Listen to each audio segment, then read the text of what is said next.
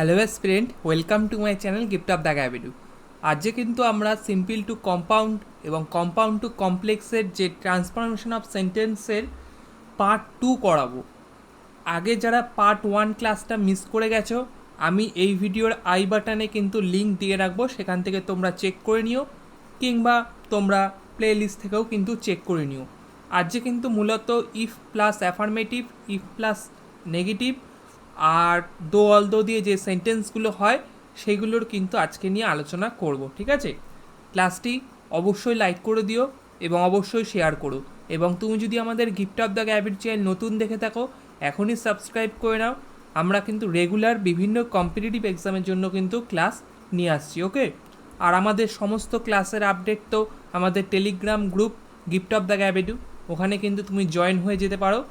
তুমি তোমার যদি টেলিগ্রাম অ্যাপটি থাকে সেখান থেকেও তুমি সার্চ করতে পারো গিফট অফ দ্য গ্যাবিডু, জয়েন করতে পারো, কিংবা এই ভিডিওর ডেসক্রিপশন বক্সেও লিঙ্ক দেওয়া থাকবে, সেখান থেকেও কিন্তু তুমি চেক করে জয়েন করতে পারো। ঠিক আছে, চলো আজকে ক্লাস শুরু করছি। দেখো, প্রথমে আমি ইফ প্লাস অ্যাফার্মেটিভ সেন্টেন্স নিয়ে কিন্তু আলোচনা করব।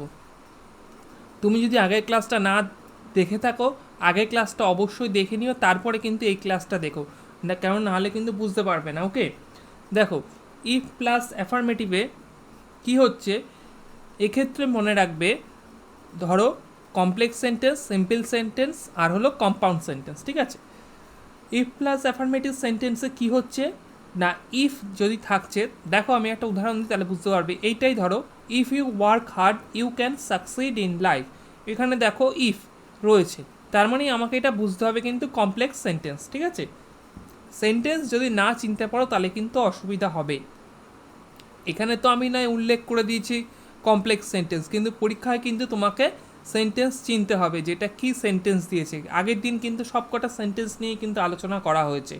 সুতরাং দেখো, ইফ ইউ, এই যে ইফ ইউ, এই যে ইফ ইউ যে রয়েছে, এটা সিম্পলের ক্ষেত্রে কি হবে, সঙ্গে সঙ্গে ইফ আর ইউ, ইফ প্লাস সাবজেক্ট, এখানে ইউ হলো সাবজেক্ট, এটা কিন্তু উঠে যাবে। ঠিক আছে, এটাকে উঠে গিয়ে কি হচ্ছে, বাই অ্যাড হচ্ছে। ঠিক আছে, এটা উঠে গিয়ে কি হবে, বাই কিন্তু হবে। ভালো করে মাথায় রাখবে, ইফ প্লাস অ্যাফার্মেটিভ সেন্টেন্সের ক্ষেত্রে কি হচ্ছে, ইফ যদি থাকে এবং সাবজেক্ট থাকে সেটা উঠে যাবে, উঠে গিয়ে কি হবে, বাই হবে। এক নম্বর মাথায় রাখবে। ঠিক আছে, তারপরে যে ভার্বটি রয়েছে, দেখো ওয়ার্ক এখানে ভার্ব, সেই ভার্বের পর কি হবে, আইএনজি যুক্ত হবে এবং তারপরে যা আছে তাই। ঠিক আছে, তাহলে আরেকবার বলছি যে ইফ প্লাস অ্যাফার্মেটিভ সেন্টেন্সের ক্ষেত্রে ইফ যে থাকে, ইফ উঠে যাচ্ছে সিম্পল সেন্টেন্সে এবং তারপরে সাবজেক্টও উঠে যাচ্ছে, উঠে কি বসছে, বাই বসবে, বাই, এবং তারপরে যে ভার্বটি থাকবে তার সাথে কি হবে, আইএনজি যুক্ত হবে। ওকে, এবং তারপরে যা আছে তাই।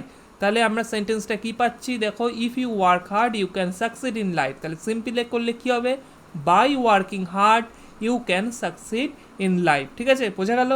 চলো এবার কম্পাউন্ডের ক্ষেত্রে আসছি। কম্পাউন্ডের ক্ষেত্রে কি হবে, এই ইফ ইউ পুরোটাই কিন্তু উঠে যাচ্ছে, অর্থাৎ ইফ তো উঠে যাবে, সঙ্গে সঙ্গে কিন্তু তার সাবজেক্টটা উঠে যাবে এবং কি হচ্ছে, ওয়ার্ক হার্ড, দেখতে পাচ্ছ ওয়ার্ক হার্ড অ্যান্ড, কমাটা তুলে দেবো, কমা তুলে আমি কী করবো, অ্যান্ড বসাবো, অ্যান্ড সাকসিড ইন লাইফ। এখানে কিন্তু ইউ আসবে না।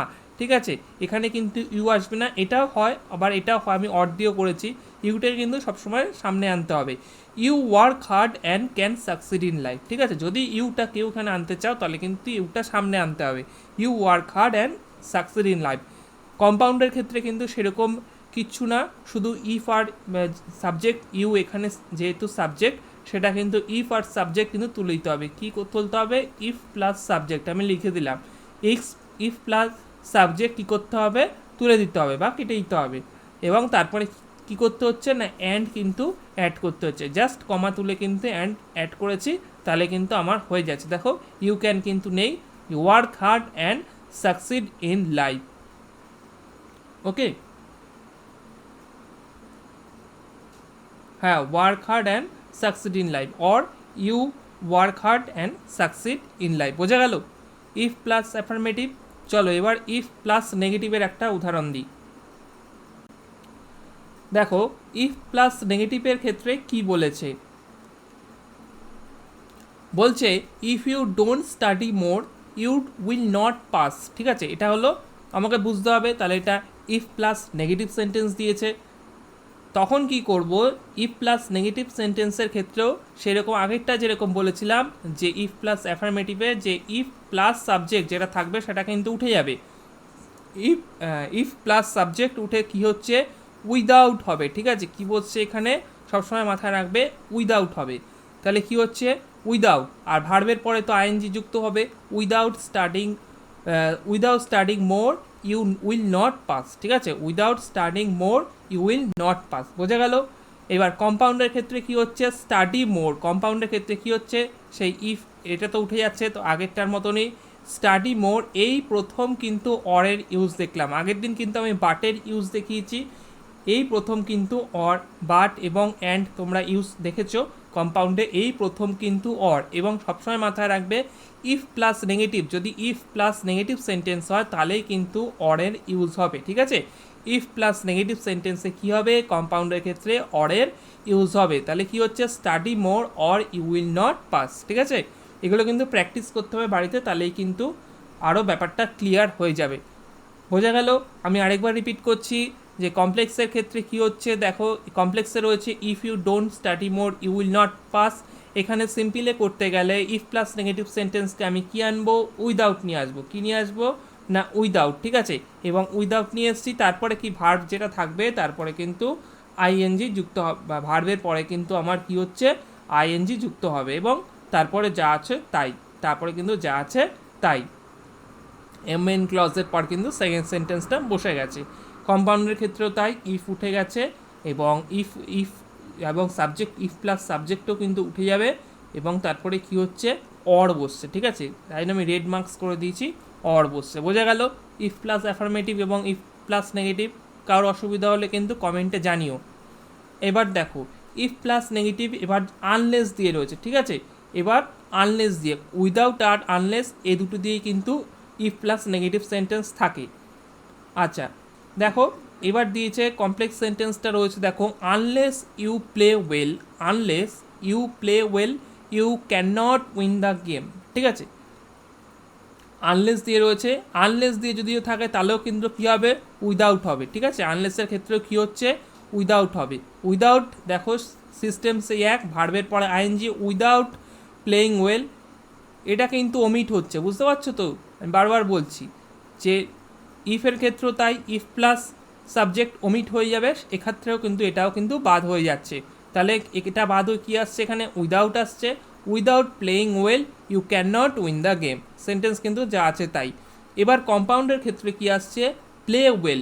কম্পাউন্ডের ক্ষেত্রে প্লে ওয়েল, আবার কিন্তু এখানে আসছে অর। ঠিক আছে, বারবার বলছি ইফ প্লাস নেগেটিভ সেন্টেন্সে কম্পাউন্ডে কী হবে, অর। ঠিক আছে, ভালো করে মাথায় রাখবে, যখনই সেন্টেন্সটি ইফ প্লাস নেগেটিভ সেন্টেন্স হবে, কিংবা আনলেস, এটা আনলেস দিয়ে দেখালাম, ইফ প্লাস নেগেটিভ কিংবা আনলেস প্লাস নেগেটিভ যখন হবে, তখন কি করব আমি, কম্পাউন্ডে সব সময় কিন্তু আমার অর রাখতে হবে। ঠিক আছে, অর কিন্তু থাকবে, এটা কিন্তু মাথায় রাখতে হবে। তাহলে play well or you can not win the game, তারপরে কিন্তু যা আছে তাই। ঠিক আছে, বোঝা গেল। চলো নেক্সট আমি কিন্তু দো অল দো দিয়ে দেখাচ্ছি। নেক্সট কি আছে, দো অল দো দিয়ে যদি থাকে তাহলে কি হবে, দেখো কমপ্লেক্সে একটা সেন্টেন্স আছে, কমপ্লেক্সে দিয়েছে দো he is poor he is honest. ঠিক আছে, দো he is poor he is honest. আচ্ছা, এক্ষেত্রে কী হবে, দেখো দো যুক্ত যে বাক্য আছে সেই বাক্যের ক্ষেত্রে কী হবে না, দো এবং অল দো যেটাই থাক না কেন সেটা কিন্তু উঠে যাবে। এই দো অল দো উঠে গিয়ে কী হবে, ইনস্পাইট অফ কিন্তু ইউজ হবে। ঠিক আছে, এর কি ইউজ হচ্ছে, দেখো ইনস্পাইট অফ কিন্তু এখানে উঠে যাচ্ছে, ইনস্পাইট অফ, কিংবা তুমি ডেসপাইটও কিন্তু ইউজ করতে পারো। ঠিক আছে, এবং এখানে তো হি আছে তাই তো এটা হিজ হচ্ছে। এবং আগের দিনও দেখিয়েছিলাম, দেখো ইজ রয়েছে, is, am, is, are, was, were যখনই থাকবে তখন আমি কি জানি, সেটার পরে সবসময় এটা কিন্তু আমি বিং বসাবো, সবসময় আমি কি বসাবো, বিং বসাবো। ঠিক আছে, তাহলে in spite of his being poor he is honest. ঠিক আছে, ইনস্পাইট, তাহলে আমি দো থাকলে কি করব, দো অথবা অল দো থাকলে সবসময় কিন্তু কি ইউজ করবে, ইনস্পাইট ইউজ করবে, ইনস্পাইট অফ ইউজ হবে, তারপরে তো হিজ হবে। আর যেহেতু ইজ আছে তাহলে আমি এটা বিং অ্যাড করব, বিং পুয়ার। ঠিক আছে, একেবারে কিন্তু সেই ফর্মুলা, হি ইজ অনেস্ট। বোঝা গেল। চলো এইবার তাহলে আমি কি আসছি, কম্পাউন্ডে আসছি। কম্পাউন্ডে আমি কি করব, হি ইজ পুয়ার বাট, ঠিক আছে আগের দিন কিন্তু দেখিয়েছি, but he is poor but honest, ঠিক আছে।